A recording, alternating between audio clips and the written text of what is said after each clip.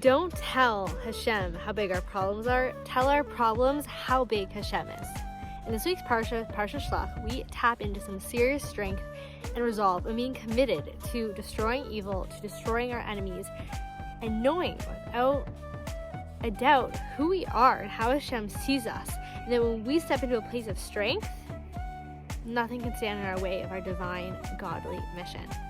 And of course, this is such an important time of strengthening this divine mission as the Keres Bayis, as Gula wives, as a Jewish woman, of creating an energy of strength and confidence and bitachon in Hashem in our homes and in our marriages, because as Jewish women, we set that tone. Okay, so let's dive in. Parshas Shelach, the power of resolve. So I'm just going to quote from this week's Parsha, Bamidbar, Shelach. See what the land is and the people who inhabit it. Are they strong or weak? Are they few or many? So this is Moshe Rabbeinu giving the spies instructions, right? What are they supposed to spy out? What is the information they're supposed to gather? So we learned here from the Sikha from the Rebbe, Kuta Sikhas Volume 4, that we can read this question, are they strong or weak, to mean if they're strong, they're going to be weak.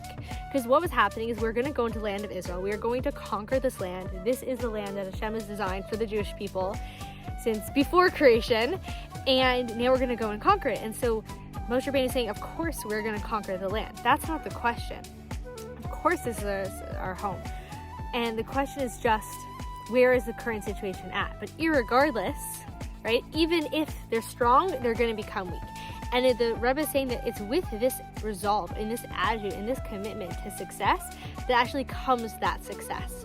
And just taking this to marriage for a moment, you know, when I'm able to have this resolve of course our marriage is going to work. Of course this is going to be successful. Of course we are meant to have that Jewish happily ever after. Like, this is happening. Even if the problems are strong, they're going to be weakened. Even if my Yetzer Hara, my negative self-talk in the situation is so intense right now that it's all I can hear, of course it's going to be weakened. And it's actually that commitment that brings the brachas. And in Hebrew we call this Kabbalas Ol. Kabbalas Ol means like a level of like receiving the yoke, of being committed to the mission. I was actually just reading this book about how a lot of times in life we want to have courage, we want to have confidence, we want to be capable, all those niceties. But how do we actually get those? It comes from that Kabbalah soul. It comes from that commitment. The moment I'm committed to being successful, because this is God's mission. Hashem wants the Jewish people in the land of Israel. Hashem wants Shalom Bayis in my home. Hashem wants me to be happy. The moment I know that and I'm committed to this mission, and this mission is bigger than me, the moment I take that commitment is actually when I start becoming capable. Because it's commitment that brings the capability.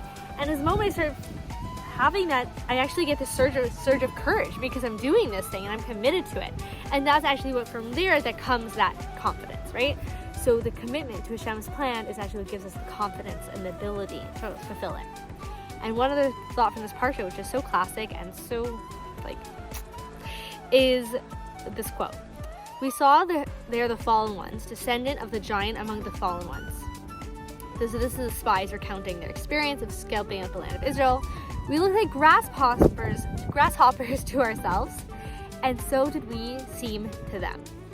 So this is the idea that when we are small in our own eyes, when our problems, our enemies, whether personal or like enemies in the world, like when we allow ourselves to identify as small and weak, and we don't have that confidence of seeing ourselves the way Hashem sees us, then that's also the way that's projected outwards, right? So really in this moment of taking the moment to really gather chizuk, gather strength, gather all of our 10 soul powers and say, we're in this thing, we're with Am Yisrael, we're with the Jewish people, we are going to be incredibly successful. Hashem is about to swoop us off our feet and bring us to the Beis Hamikdash. We are seeing a rain and a flow out, the wonders that Hashem promised in the times of Mashiach, in the times of Geula.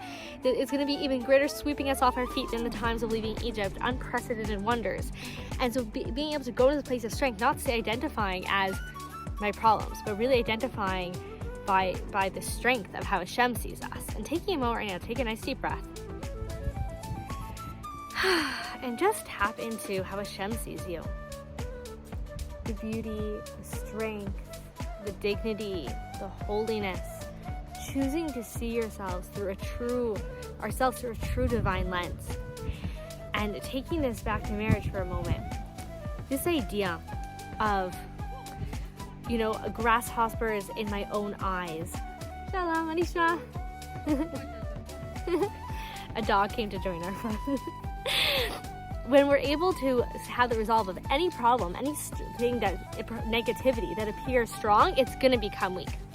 So often it's so easy to tell ourselves this story of, all the strength of all of our problems. Oh, me and my husband, we came from different cultures, or me and my husband, we come from different homes, or we come from different ways of being, or he has this problem, and that problem, and that problem. Did I mention this problem too? And I'm this personality type, and he's that personality type. And it's so easy to just get lost in the story of the strength of our problems.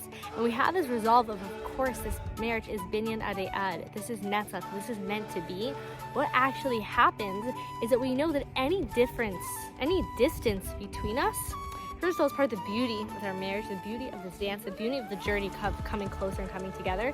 And we know whatever those distances are, they're gonna be weakened. They're gonna become bridges.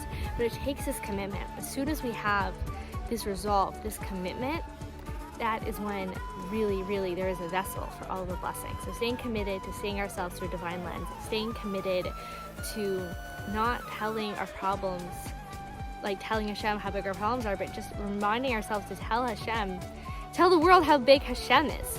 And really just focusing of this lens of just noticing, when do I see myself like a grasshopper? When do I see myself like a victim? When do I see myself as small?